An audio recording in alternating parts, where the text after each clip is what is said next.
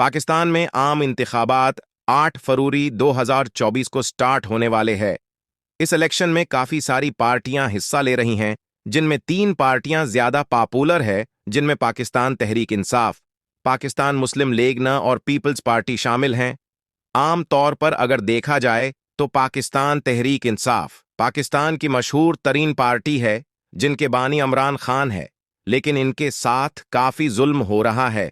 Party का बानी Imran Khan jail में है, उनको लेवल प्लेइंग फील्ड नहीं दी जा रही हैं, उनके लोगों को गिरफ्तार किया जाता है। तो दूसरी जानिब देखा जाए तो इनकी मुखालिफ पार्टियों को कोली छोट हैपी डाईम को फौज की मुकम्मल हमायत हासिल है। उनका जब दिल करे ये लोग जलसा कर सकते हैं, लेकिन पीटीआई को इस तरह कोई सहूलत हासिल नहीं है। पीटीआई से उनका इंतखाबी निशान बला छीन लिया गया है, जो अब आज़ाद हैसियत में इलेक्शन लड़ रहे हैं। अब देखना है कि अगला वजीर आजम कौन बनता है।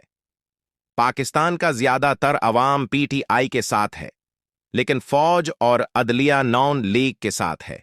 अब 8 फरवरी को पता चलेगा जीत था कौन है। प्लीज सब्सक्राइब कर दो मेरा यूट्यूब चैनल।